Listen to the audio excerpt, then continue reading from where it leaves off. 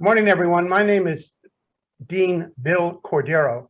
I'm proud to be Dean of the College of Business at Sacramento State University. Today we have an event, part of our Global Entrepreneurship Week, and the week is powered by Western Health Advantage. And today's event is called Financing Your Idea, a conversation with James Beckwith, President and CEO of Five Star Bank. Before we start, I'd like to thank Sand Hill Global Advisors for sponsoring this College of Business session. We appreciate their generous support. Today we have an hour conversation between me and Mr. Beckwith, and just a couple of ground rules. As you listen to us, if you have a question, just go down to the Q&A bar at the bottom of the screen, type in your question. If it flows with our conversation, I'll just kind of interrupt and ask the question. If we think it needs to be put at the end, then we'll do it at the end. Again, we'll go until 10 a.m. I've known Mr. Beckwith for quite a while, but I wanted to give him a little formal introduction to make sure I honor his participation. Mr. Beckwith has served as Five Star Bank's President and Chief Executive Officer since 2003. Mr. Beckwith is deeply connected to the Sacramento community and has chaired several community-based organizations. He is currently the chair of the Western Bankers Association, a private sector director with Greater Sacramento Economic Council, a board member of the Crocker Art Museum, and a member of our Sacramento State College of Business Advisory Council. He graduated from San Francisco State University with a Bachelor of Science in Business Administration with a concentration in accounting. He is also a graduate of the Pacific Coast Banking School at the University of Washington, where he was class president. Two nice honors. In 2020, Mr. Beckwith was recognized as Sacramento Metro Chamber of Commerce as the Businessman of the Year. And this year in 2021, Five Star Bank received the 2021 Sacramento Asian Pacific Chamber Corporate Steward Award and the Corporate Champion of the Year Award from the Sacramento Business Journal. And one thing not written here is the bank, under Mr. Beckwith's leadership, is a sponsor of our honors program. It's formerly called the Business Honors Program. We call it BHON. They've been a sponsor for several years, and the bank's employees and officers are very active participants in this process. So we're going to have kind of an informal conversation, and of course we had a pre-conversation, and I asked James if he would just start by giving us some of your personal background. Thanks, Dean. Really appreciate being here, and thank you to the whole team over at Sac State and putting on this event. You have an exciting agenda this week, and I know this is just a part of it. So also want to thank everybody who's joined in and is part of this conversation, and look forward to your questions or comments. Well, Dean, you did a nice job of recapping some of my accomplishments, but I want to let everybody know I was once a student.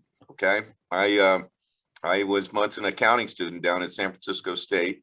That's where I graduated from. I wanted to join one of the big firms. At that time it was the Big Eight. I think it's the Big Four now, and that's what I was able to do. I started my career down in San Francisco. So I grew up in Santa Rosa, started my career in San Francisco, and ultimately migrated out here to Sacramento. So I consider myself a Northern California person, a lifelong Giant fan, Niner fan. I will say a Warrior fan. I don't want to upset any Kings fans, but those are my roots. I lived in the city for 5 years, and Bill, I know you did a stint down there too, and we love the city. We love Sacramento. We love all Northern California. So that's a little bit about me. I'm married. I've got 3 grown children, and the youngest of which is just finishing up his senior year down at USC. So that's one fact that I didn't share with you, Dean, was I'm a 6th generation Californian. Wow. And so one of my relatives founded the city of Livermore, and another one was involved in the Bear Flag Revolt. Wow. So my June pool has been in California for a long time. Terrific. You've been at the bank since 2003. What was your work career between college and that? Oh, sure. I was with 10 years with the firm. Loved it. Loved the accounting business. I focused on financial institutions. I was lucky enough to work for a national partner in San Francisco. So I had a pretty robust practice serving financial institutions of all types in Northern California. And then one day I got hired by one of my clients, as those things happen, right? As the CFO of Sunrise Bank back in '91. And then 3 years later, I was hired by another one of my clients over in Santa Rosa. I got to go back to my hometown and National Bank of the Redwoods. Wow. And then, so I got to learn my craft, if you will. And then the founders of Five Star Bank hired me back in '03 to run this organization. But I came up through the finance side. I was the CFO, then the chief operating officer, also the chief credit officer. I like to say I got to do everything my boss didn't want to do. And I jumped right in with the opportunity, with the understanding I was going to learn a lot and be in a leadership position. So I kind of owe my career, if you will, to the firm, which is now Deloitte and Touche, because that's where all this started for me. So as you know, we have groups of students listening to us, and so I'll probably ask you different questions along this line. But the path that you just mentioned out of your bachelor's degree, is that still open, do you think, to our current students? Oh, very much so. When I think about all the accounting students that get recruited out of Sac State, I know that's kind of your biggest concentration within the College of Business. I know that you're highly recruited by the international firms and the regional firms. Sac State has an excellent accounting program. When I was with the firm, I used to recruit over at Sac State, and because they just had great students. And so I was always impressed by all the professors at Sac State, and the path of going to work for a large firm, or any CPA firm for that matter. You learn so much in a short period of time. You constantly are learning, you're understanding new businesses, you're auditing them, so you have to understand them. And this is it's a well-worn path, Bill, and it's still being practiced. I know that you probably place easily over half of your accounting students in firms. So I think that I'm just in that tradition, if you will. Terrific. Well, you and Five Star Bank have a terrific reputation of giving back to the community. I've rattled off some of your accomplishments. It leads me to this question. I always say that people follow the leader, starting in kindergarten. So when they're following you, where do your values come from? Where do your principles and ethics come from? How were you raised? Well, thank you for the question. To have integrity and honesty, and to develop trust with anybody you interact with. Those were things that I learned early on. Also work hard, don't complain, come early, leave late. Those were some of the strong work ethics that I learned when I was a little boy. And that came from my parents and my grandmother in particular, that she kind of taught me what's important and how to achieve and how to succeed in life, is to take those and those opportunities head on. And I always thought I could outwork anybody. I may not be the smartest guy in the world, but I certainly can hustle more than anybody. Did you have siblings? Yeah, I had two older brothers. I'm the youngest of three. Did you get any push from them, or did you follow them? Or? Well, my story is that I'm the only one who went to college out of the three sons. And I think that, it's funny when, and this is to encourage your students who are listening in, you may not think there's much of a difference between somebody who has a degree and somebody who's working, let's say, in a trade or a business, right outside of high school. Okay. But that difference grows significantly over the years in terms of your earning power and the folks that you run into. And it's just a different, it's really it may not seem like a big deal right now. In fact, your counterparts that that you went to high school might be making a lot more money than you're going to make. But ultimately, you're going to go, that difference is really going to be significant 20 years down the road. So that's something that I want to make sure all your students know about and get that degree, graduate and do the best you can in school and learn and to really launch your career. Interesting. When you were growing up, where did the family income come from? What did your parents do? Well, my mother was a teacher, elementary school teacher. And she was I was raised by a single mom, as were my brothers, and but always had a strong influence from her parents, my grandmother and grandfather. Yeah. This is Entrepreneurial Week, so I'll ask you this question. As you were growing up, did you have jobs? Were you kind of a young entrepreneur? Oh, yeah. I was always asked the question, what was your first job? Well, I was picking prunes for 25 cents a box up in Windsor, California, a little north of Santa Rosa. And I think I was 11 years old, 10, 11 years old. We always mowed lawns. We collected newspapers. We did, odd jobs. This is back when kids could work. All right. Right. It's a little different now. Yes. And it was safe to go out and work. Yeah, it was. And you rode your bike to work. Right. And so that's a little bit that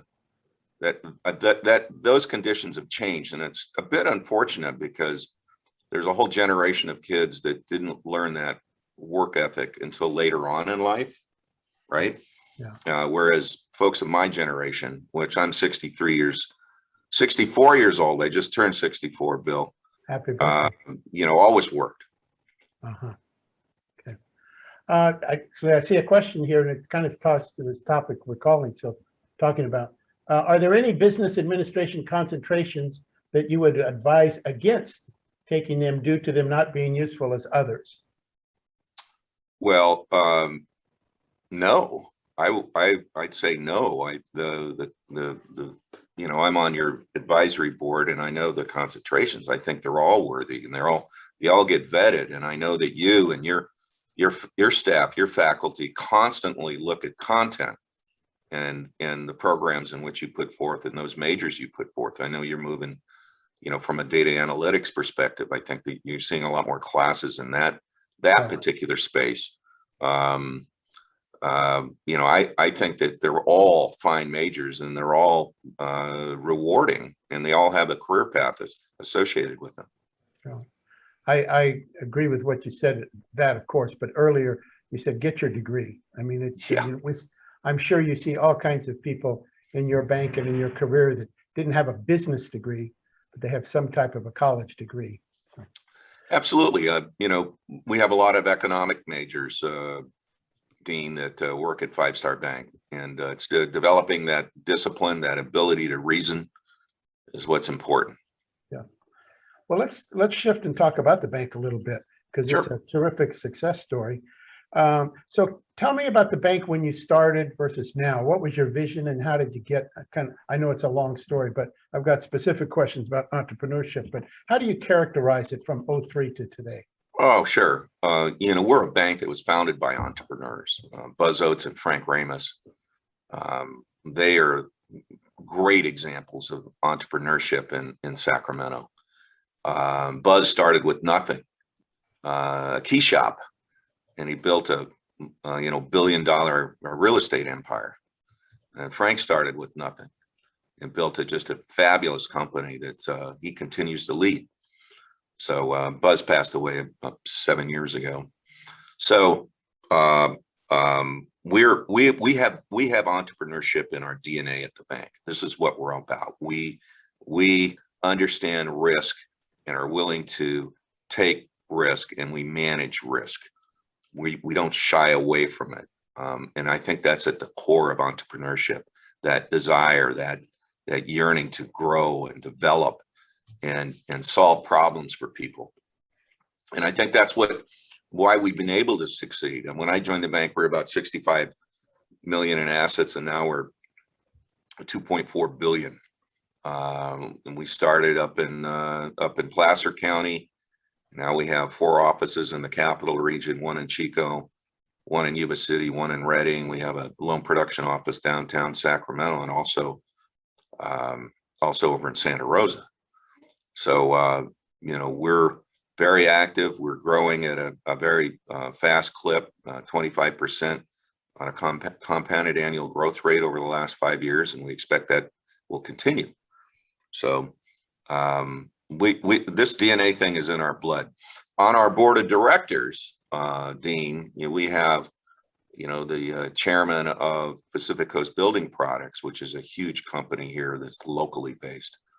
We have this president CEO of NorCal Beverage, which is a substantial company here that's locally based. We have a CEO of Tykert, another locally based company that is very recognizable. And these are family businesses that were created and managed by entrepreneurs. And that's why we think that this whole entrepreneurship is just in our DNA. This is a little bit off the wall question because I'm thinking of our students. How do you start a bank? When you said these successful men started this bank, how do you start a bank? What do they do? Well, you have to. We're a very regulated business. You have to apply for a banking license in our case, with the state of California. And then you also have to obtain FDIC insurance. So you kind of have to, you dual track a process.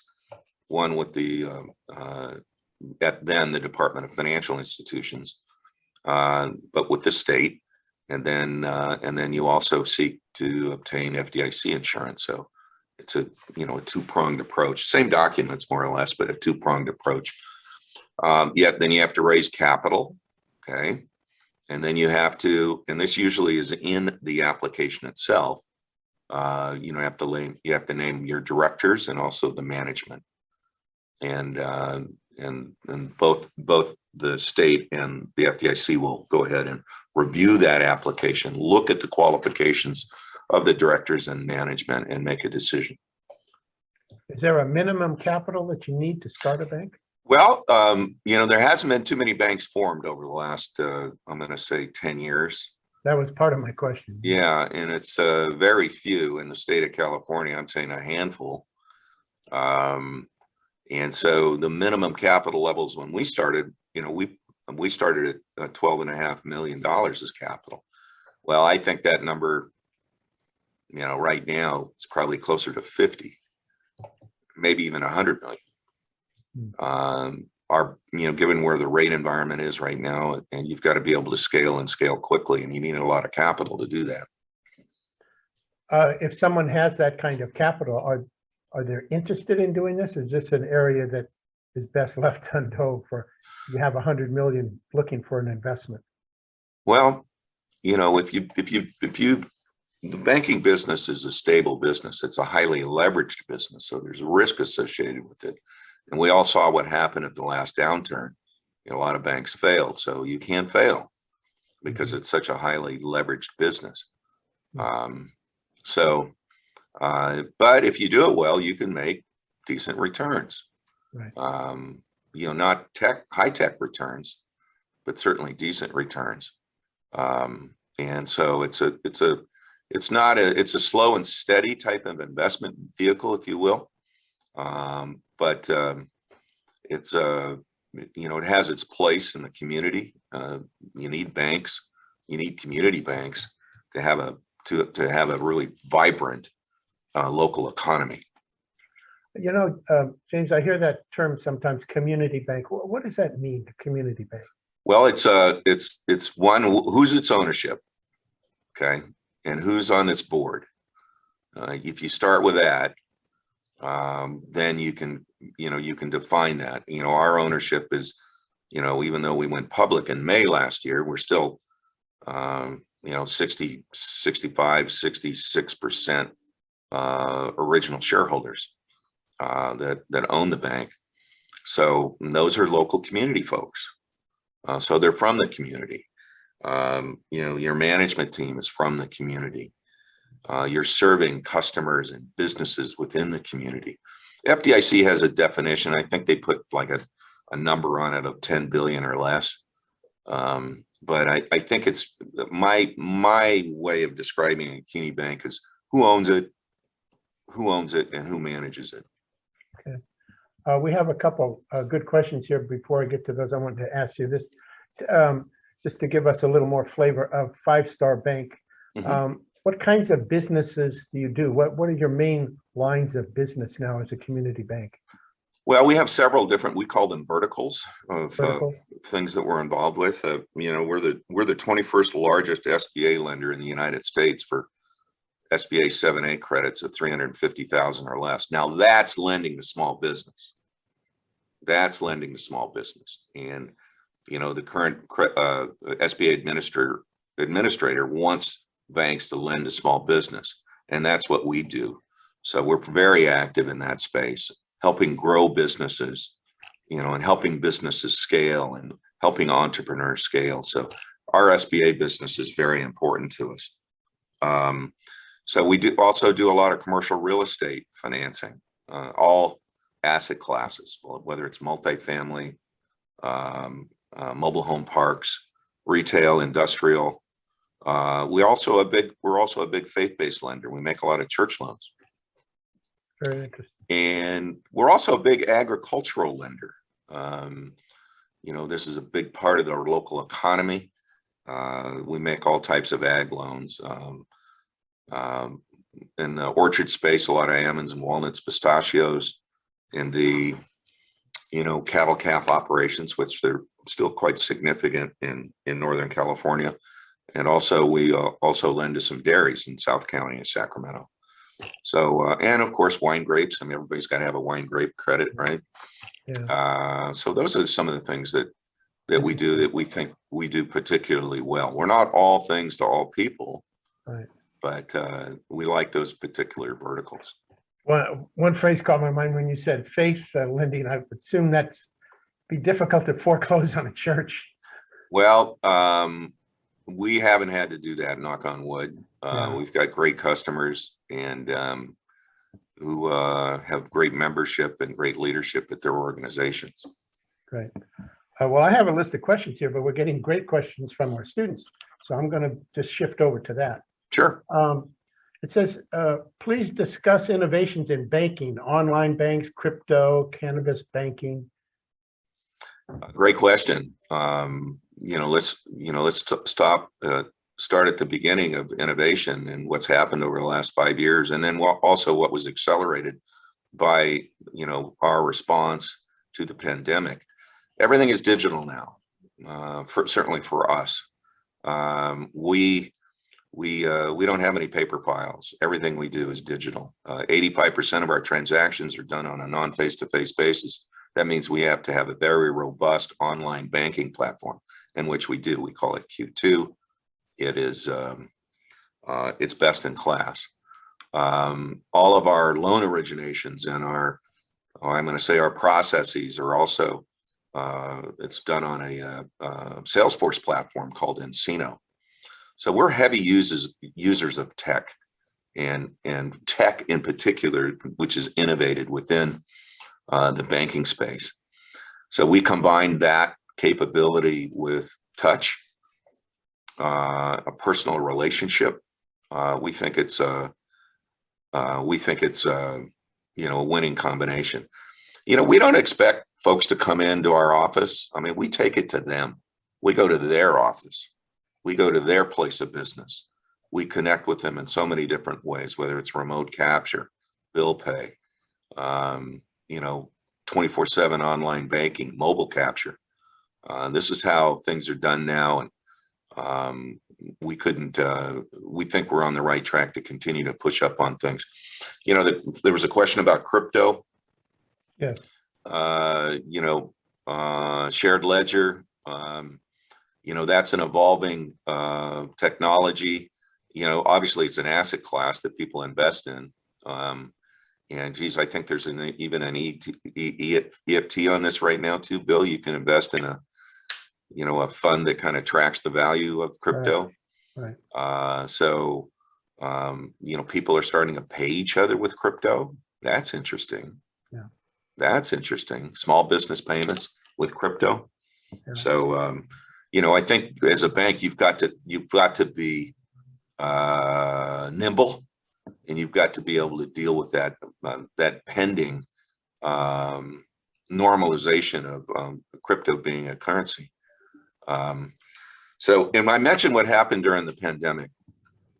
So we did 370 million of PPP loans. Okay. And you couldn't do them PPE unless is personal protective equipment. Payment protection program loans. Payment protection. Okay. These were loans to small business. This helped stand up small business that fundamentally got shut down in March of 2020, right?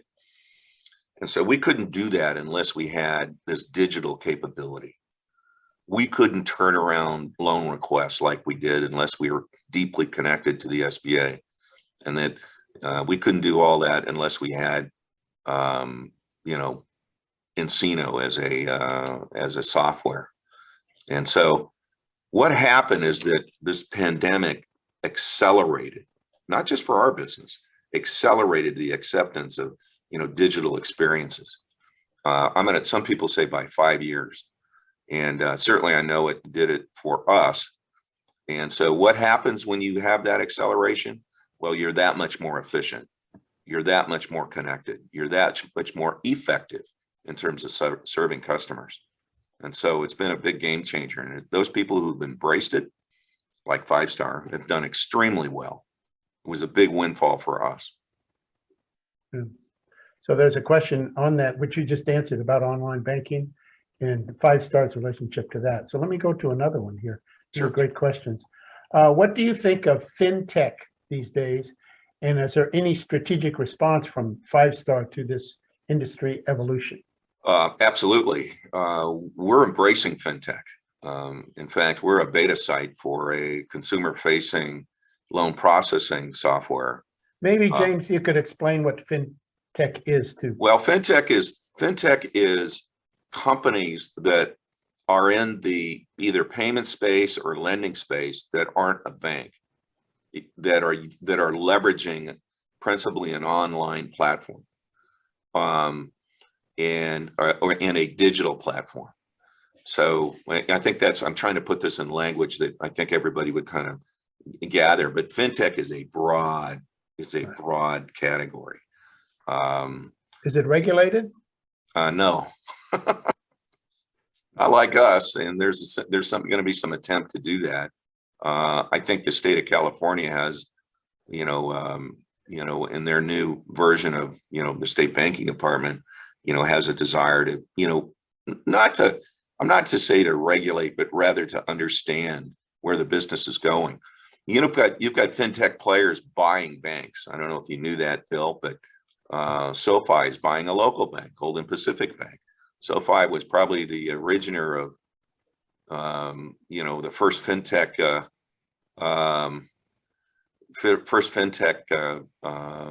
business of some prominence, social finance, right?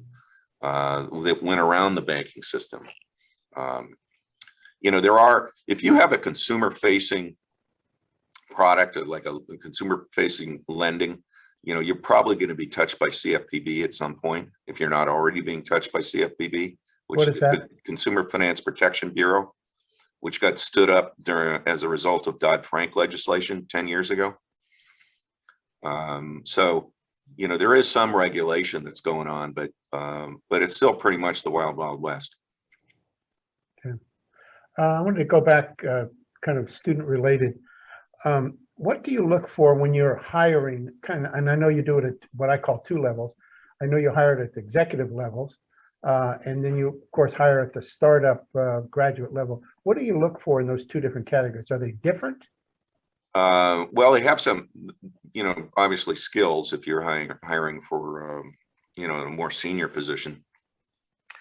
But we're hiring for fundamentally, I guess, three things. Is the candidate humble? Is the candidate hungry? Is the candidate smart? I'm borrowing some from one of my favorite business authors, Lencioni, who wrote a book about the ideal team player. You students, if you haven't read that book, you should read it. Okay, ideal team player. And humble in the sense is that they know what they don't know, and take a very humble approach to how they conduct themselves. They're not braggadocious, if you will. They're humble. They don't come off like they know everything. In fact, they know that they don't know everything. And so that leads into the next category of being hungry. They yearn for knowledge. They yearn for success. They have this burning desire of making themselves better. And they're smart, not necessarily just intelligence wise. They know how to read a room. They're emotionally intelligent. And, this by, by the fact that you're an educator and a professor, is that, what wins in the end is emotional intelligence. It's not just intelligence, it's emotional intelligence. So that's what we're trying to hire. We're trying to hire attitude. And because we have an organization that is full of hard chargers and people that care about each other and people that care about their customers and their communities. And so we don't want to disrupt that. We use something called a predictive index, Bill. It's a series of 50 questions that can flush out, and it's pretty accurate, can flush out people's worldviews, and you get a sense of what people are all about by that particular those questions in that software. So as CEO, how do you manage these ambitious people? Well, you give them direction and you give them support and you let them work. Okay. And, the cream will rise to the top. We hire a lot of kids out of Sac State, Dean, as you know. A big percentage of our workforce is from Sac State. And you'll be proud of if you provide the skills, the training, and these candidates are self-motivated, wonderful things can happen, because a good employee, an excellent employee, can outperform an average employee by 3 to 4, maybe even 5 times. I got a couple of questions back to more the business of the bank. Sure. Are there more? Is there a vertical that is more popular in today's economic climate? Wow, that's a good question. I think SBA is pretty popular. Anything to do with housing is popular, whether it's our mobile home park business or a multifamily apartment lending business. That's very popular. You don't make home loans, though, right? No, we don't. No, we don't. We actually, we will finance home builders from time to time, and apartment builders, apartment developers. We do a lot of that. But, housing right now is really needed in our area. And you can say that throughout California, but certainly in our area. And there's a lot of growth going on, a lot of population inflows, if you will, folks coming from the Bay Area or the coast. We benefited from that.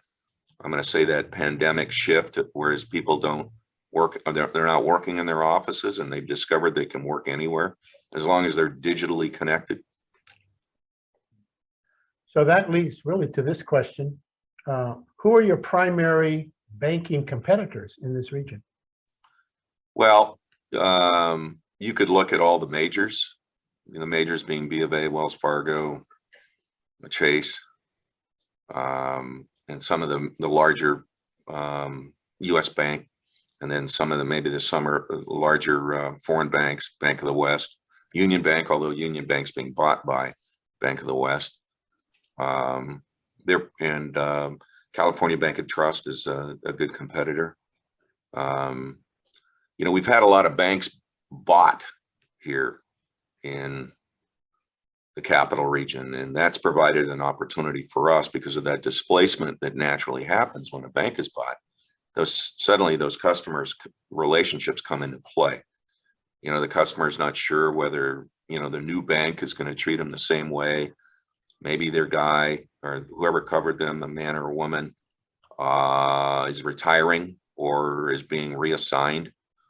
That type of turmoil is always beneficial for us. So, some of the folks that we did compete with are just not around anymore. Some of those smaller community banks. Now, they were bought by other banks, but, those banks that come into Sacramento thinking it's a panacea environment, they'll soon learn that this town is a big little town, and it's all about relationships, and that's what brings business. Okay. I have this list of questions, but our audience is asking better ones. Here's another one. As a local community bank, do you or other banks in Sacramento have any community development programs or grants to help local startups or entrepreneurs? Yes. The answer to that is yes. We do a bunch of work with the SBDC, small business, SBA's SBDC group here in Sacramento, where those are small business counselors. And I think that the college had some involvement with that, but that, we actually help fund it. We actually have one of their counselors on staff here, in which they could come in and go ahead and receive counseling in terms of, hey, I have this idea. How do I stand up a business? So these small business development centers, if you will, are spread across the region. And we were a founder of the effort when the Metro Chamber had the contract. I think that contract's moving to California Capital, which I think is going to be a good place for it. So we involve ourselves in that particular enterprise, if you will. And then we also help fund a position at the Asian Chamber. And that position is fundamentally it's a position that the individual will help finance and find financing for small business. And, that's been a pretty successful program, working with Pat Fonkashita, who's a Sac State grad, over at the Asian Chamber. And so those are a couple instances of how we're helping, businesses. We're also involved with Mark Haney's Growth Factory, which is he was having his first entrepreneurial cohort go through, and it's he's an incubator. It's a real incubator here in Sacramento, and it's exciting what Mark's doing. So we're certainly extremely supportive of what he's doing. We partner with Moneta, which is our largest venture capital firm here. We're investors in their funds, and we also work with their portfolio companies. And also DCA, which is a private equity, if you will, but they also have some venture funds of which we're investors in. So we're excited about, those particular opportunities of helping entrepreneurs grow their business here in the capital region. And so very involved. We're trying to grow our business and grow our economy from within. And so those are some of the things that we've gotten ourselves involved with. Good. I'm kind of bouncing from the specific to the general, but here's a question from me, really. You're the CEO. What is the structure that you use to manage the bank at the top level? You have a series of vice presidents or presidents, or? Yeah, if you looked at our organizational chart, Dean, you would classify it as very flat. I think that's probably in a management organization text somewhere, a flat organization versus more of a pyramiding organization. We're very flat. I've got 9 people who report to me. So that's a lot. So I would say, that characterizes our organization, not only at my level, but also down. Right. Those 9 people, James, do you meet formal meetings every week, every day? Every week we have a C-level, a C-suite meeting Right. right here in this office. Okay. Now it's face to face? Yes, it is. And well, sometimes people do Zoom in. So, I'm sitting at my desk and maybe have 1 or 2, 3 people that are Zooming in. Right. Okay. Let me switch back to a real specific. I don't quite understand this question. I think it's a term I don't recognize. Can you discuss 5-Star Bank Tank and what it means to the Sacramento entrepreneur? Oh, sure. I was remiss in bringing that. I didn't bring that up. But how does a startup get invited to Bank Tank? Great question. So let me tell you what 5-Star Bank Tank is. So we just concluded our 4th 5-Star Bank Tank. What 5-Star Bank Tank is, think about, Shark Tank. So we have a series of panels, and there's Q&A, and there's investors in the audience. So maybe you bring 20 companies that are looking for funding, and you bring 30 or 40 potential investors, and you have a series of meetings, pretty intense. Everybody's, got their 15-minute pitch, right? And then there's Q&A. Now, we've done this 4 times, and it's not about, it's not an event in which, it's not a social event. Let me just dispel that. This is about putting companies who need funding in front of investors who have funding. So we funded, I think, over 4 bank tanks, say upwards of 20 different companies got funded. The one who won the first, we actually have a little contest, right? The one who won the first bank tank was a company called Grin. Now, Grin I think they just raised over 100 million. So think about 4 years ago, Grin winning, and I think they got funded at that with some seed money, and now they just raised over 100 million, if I remember the article right. So those are some examples of how we were able to kind of help people raise money. So now I understand the question. It says, how do I get invited to Bank Tank? Well, you can send me or John Gregory, who runs it. He's our venture banking manager, an email. And we're going to do it again next year. So certainly happy to, see if we can help. Okay, terrific. A question related to it. When financing a startup business, what do you recommend as the funding source? Friends and family. Got to start there. Yeah. And your own money. You have a house, get a HELOC. Often what happens is that folks have established their careers and they want to go out and do something on their own, and they have a home. Well, use that asset. Use that asset to create some capital. Friends and family are always helpful too. From there, you seek an SBA loan. I think we do a lot of what I'll call startup business lending, but these folks are experienced in their space, right? That they want to go out on their own. They already know how to create revenue. They got a customer base that they can leverage, and they just need a little capital, 100,000, 200,000 of capital.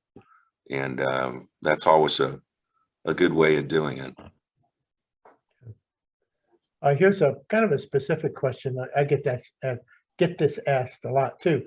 Mr. Beckwith, what are your thoughts about the extreme volatility of individual stocks in the stock market the past few years? And they give some examples, AMC, BBBY, anyway, but a more general question, and meme stocks in general. As a business dean, I get this question a lot. Well, I guess I approach it like I'm an investor. I invest in the company. Um, I'm always in it for the long run. I've got a big horizon from a time perspective. I'm not in the market and out of the market. So I invest in companies and management teams. So that's kind of my focus. I think you can get caught up with volatility and have volatility affect you if you don't have a long-term view of your investment goals. Now, all you men and women, students that are going to be graduating here, even now, if you're in the market, think long-term.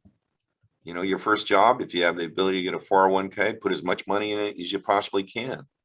This investing early is a key ingredient to long-term success when you end up being an old guy like me. So have a long-term view. Don't, if you're going to be a day trader, well, geez, I don't know that space, and I'm not even near qualified to comment on it. Here's a question. That's kind of a tough question. I think it's a good one. You just mentioned friends and family. How about founders who are trying to start businesses in disadvantaged communities? How can they raise family and friends money when their network doesn't have any savings? Well, let's look at what's happened over the last year in terms of folks trying to help folks in disadvantaged communities stand up business. I think there's been a strong effort with some of the CARES Act money of pushing out, those small loans to help businesses stand up.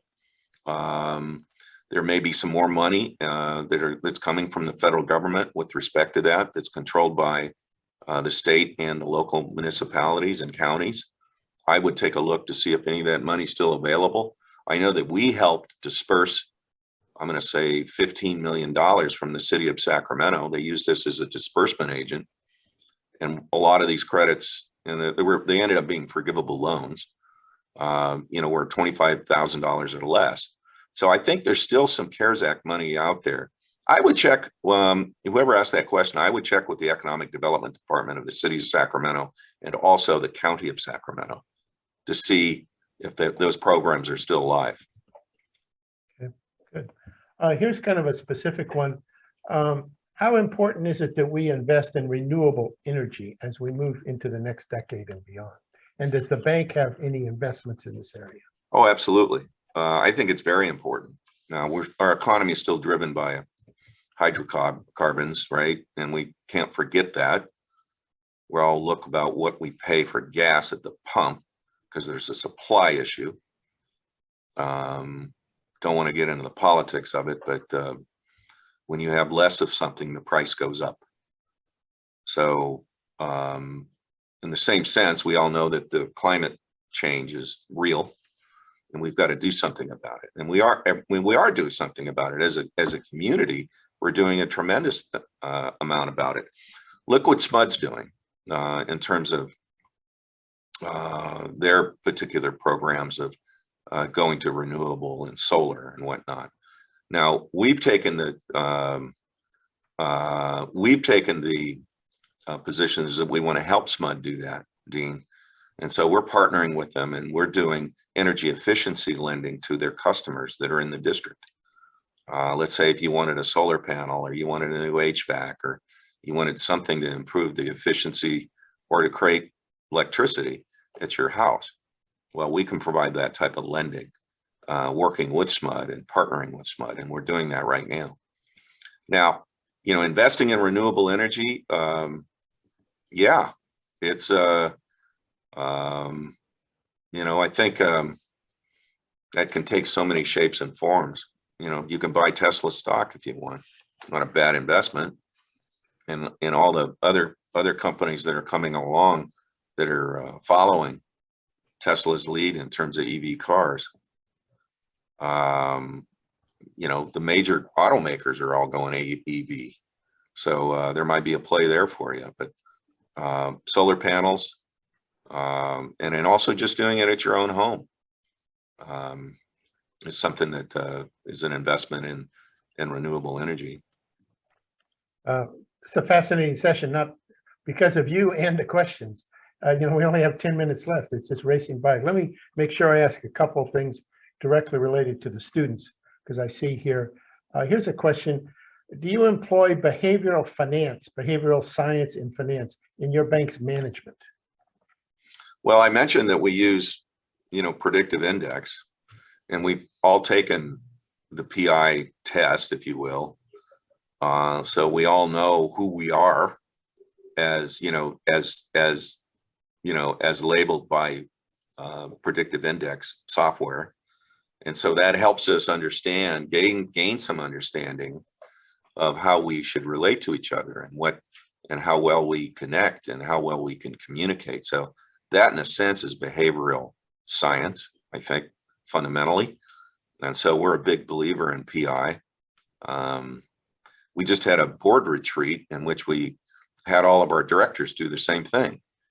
And so what they were like individually, and then what they were like, in an amalgamated sense, what's our board all about? And, it came back a real strong entrepreneurial board, which we all kind of knew, but it was nice to see it confirmed. Good.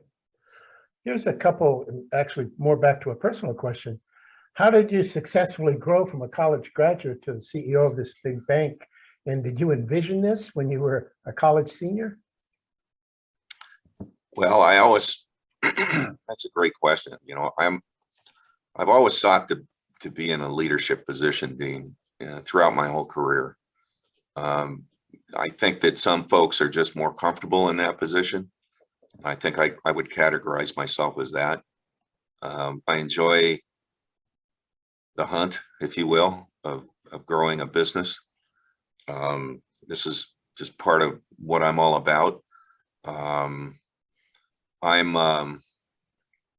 I guess that, and we do this in the hiring process. Why have we been successful? Well, for one, I hate to lose. I hate to lose. Winning's great, but you're supposed to win. But I hate to lose. And I actually ask that question in interviews. And I'm going to tell you why. Is that the emotional response with winning and losing is asymmetrical, right? When you lose, man, it hurts. And you remember it for years, decades. But when you win, you just move on to the next deal. So, that's kind of, an attitude, if you will. And, I don't know, is fear of failure a concept? Sure. And what drives an individual? What motivates them? I think as I got older and matured, it really became more about the folks around me and my community, that I wanted them to be successful. And if you can create an environment in which they are successful, your organization's going to thrive. And think about them first before yourself. Being a servant leader is an art. You have to think about it, and it's part of a maturation process, certainly that I had to go through. But think about everybody else before yourself, and give credit to everybody else before you give credit to yourself. That's the humility you're talking about. That's right. Yes, Dean. Did you play competitive sports as a youngster, or do you play golf now? Or I play a little golf, and I can tell you is that, I don't play golf to win or anything like that. It's nice to be able to go low and make a lot of birdies and whatnot. But what I enjoy is just the camaraderie, where you're with, 4 or 5 hours with people you enjoy, and you're playing a game that's a skill game. And that also has I think a high degree of athleticism to it. You gotta swing that club so you produce a 100-mile-an-hour swing, and hopefully you square to the ball. That's hard. It's hard. Yeah. I've got to get this question in. What are the 3 most important pieces of career advice you could give to us? It says, that means to the students. Great. What I always tell students is make yourself better. Make yourself better. Okay.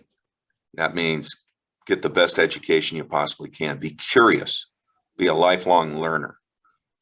Okay, there's always something you can learn. So always be reading.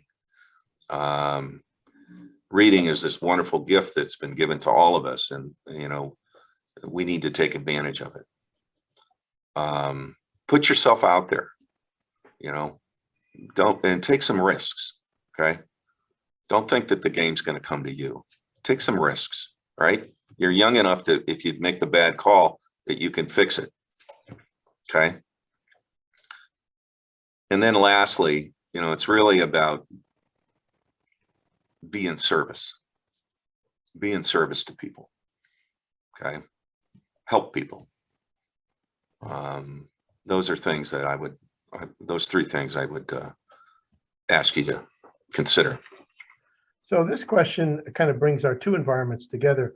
Why is it important for Five Star Bank to sponsor our business honors program here in the College of Business? Why are you involved with us? Sure. Well, I can tell you that the genesis of that, or of our investment, had to do with a capital campaign that President Nelson put in, I'm going to say 4 or 5 years ago, and which was resulted in some dramatic changes to the campus. Look at your science building. Look what everything that's going on in campus in terms of capital improvement. And we wanted to be a part of that because we wanted to make sure that we were doing our part to help Sac State, because we have so many students that went to Sac State. Several of our board members are Sac State students, are graduates. And so to me, it's just something that you have to, as a community-based organization, you have to support your local college, your local university. And also, I think having a personal connection with President Nelson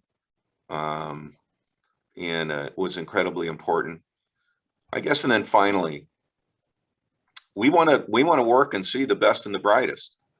And that, by being involved in the school and the College of Business and working with the dean and working with the BHON program, that allows us access, if you will, to those students. And we've hired several students in the Business Honor Program, and they've gone on to do extremely well here at Five Star Bank. Yes, thank you. Well, I'm going to end on this because we chatted about it right before we started. Tell me about Five Star Bank and women entrepreneurs. Oh, sure. We have several women in leadership here. Well over 50% of the folks that work here or at Five Star Bank are women. We just brought on 2 new directors, probably bring on a third, that are women business leaders. And we hosted an event last week in which that was all about women entrepreneurs. And we brought them together, about 100 of them, over at Del Paso Country Club. And I said a few words, a couple of our new directors said a few words, and then the rest of the hour and a half, almost 2 hours, was just people meeting, business owners meeting other business owners, women business owners. And that personal connectivity, a lot of these women didn't know each other. I think it turned out extremely well. And we've always done this. We've always promoted women in business. We just think it's the right thing to do, and to really help enable these businesses to grow.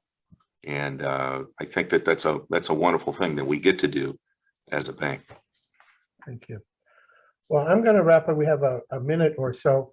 Obviously, thank you very much for your time. I wanted to tell the audience, mainly students, this is the type of quality community support that we have. This makes us a better college because we have people like Mr. Beckwith who are willing to devote his time, not just this hour, but as a member of our advisory group.